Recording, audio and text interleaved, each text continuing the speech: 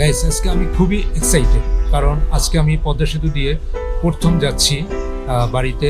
তো বুঝতেই পারছেন কতটা এক্সাইটমেন্ট কাজ করছে আমার ভিতরে।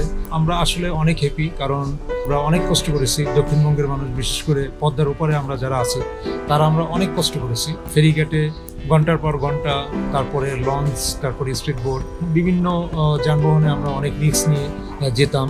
সমস্ত কিছুর অবসান ঘটেছে। তো আজকে আমি এখন আছি গ্রিন লাইন বাস কাউন্টারে। আমার গাড়ি দুপুর 2টায় ঢাকা টু খুলনা। তো আজকে আমি দেখবো যে কতটা দ্রুত ও নিরবচ্ছিন্নভাবে ঢাকা থেকে খুলনায় যাওয়া যায়।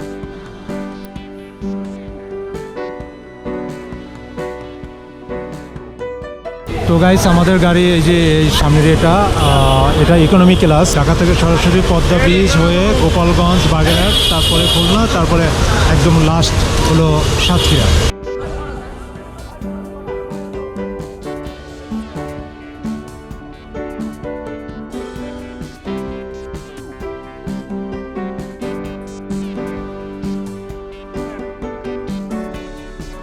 এইমাত্র আমাদের গাড়িটা ছাড়লো রাজারবাগ বাস কাউন্টার থেকে।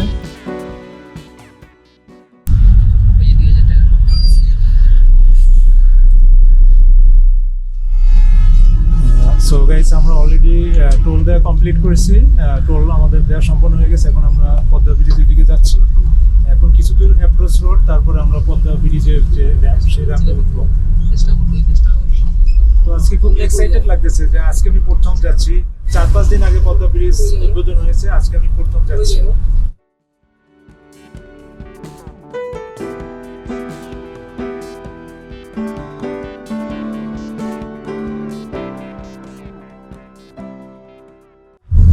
উপর দিয়ে এটা যাচ্ছে রেল লাইন।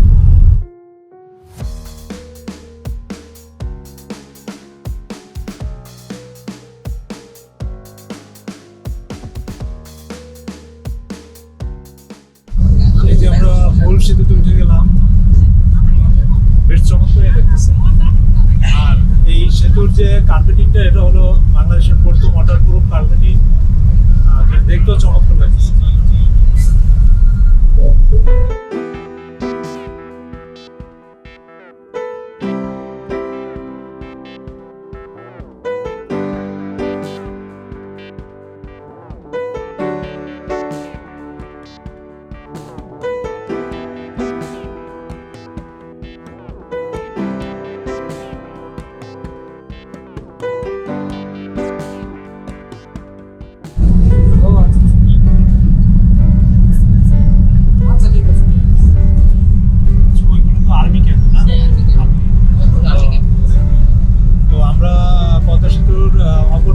জাজিরা প্রান্তে আমরা পৌঁছে গেছি। কিছুক্ষণের মধ্যে আমরা পদ্মা সেতু থেকে নামবো। তো আমাদের এভারেজ টাইম লাগছে প্রায় 8 মিনিটের মতো। 7 মিনিটের মতো, 7 মিনিট লাগে, 7 মিনিট, 7.5 মিনিট এরকম আর কি সময় লাগে।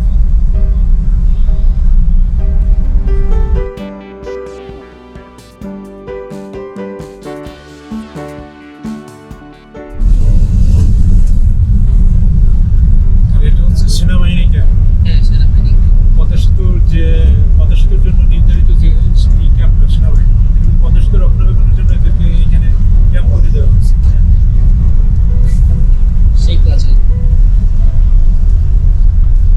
তো এটা হচ্ছে বাংলাদেশের ফার্স্ট এক্সপ্রেসওয়ে। মেইন লাইন হচ্ছে ডাবল লাইন, বাম পাশে ডাবল লাইন আর ডান পাশে ডাবল লাইন, মোট 4 লেন। আর সাইডে সার্ভিস লেন আছে 2টা। যারা লোকালি যারা যাতায়াত করবে তারা সার্ভিস লেন দিয়ে যাতায়াত করবে।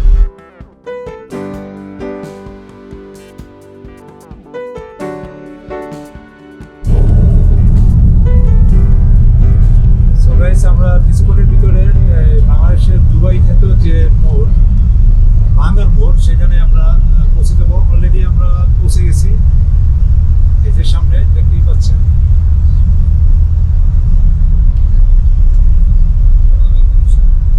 এখান থেকে বাম দিকে যেতে হবে বরিশাল, আর ডান দিকে হলো ফরিদপুর, আর সোজা গেছে গোপালগঞ্জ, খুলনা, বাগেরহাট, যেটা সাতক্ষীরা।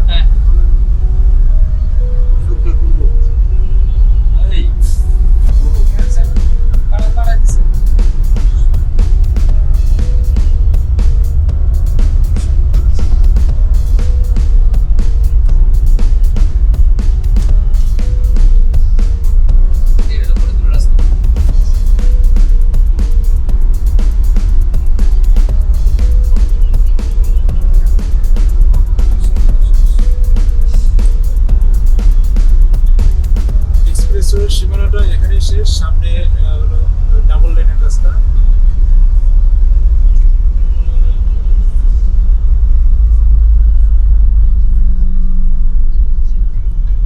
সো গাইস, এটা এই রুটের একমাত্র হাইওয়ে রেস্টুরেন্ট। তো আমরা এখন রেস্টুরেন্টের ভিতরে ঢুকছি। বাহ, বেশ ইন্টেরিয়র ডিজাইনটা চমৎকার, ওয়েল ডেকোরেটেড একটা রেস্টুরেন্ট।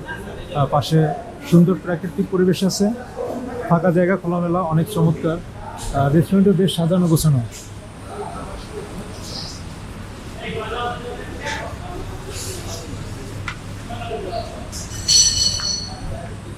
এই যে আপনারা দেখতে পাচ্ছেন, এটা হলো এই রেস্টুরেন্টের পিছন সাইডটা। আর এই পিছন সাইডে একটু পার্কের মতো ব্যবস্থা করা আছে। তো আমাদের 20 মিনিট যাত্রা বিরতি শেষ। এখন আমরা রওনা হব খুলনার উদ্দেশ্যে।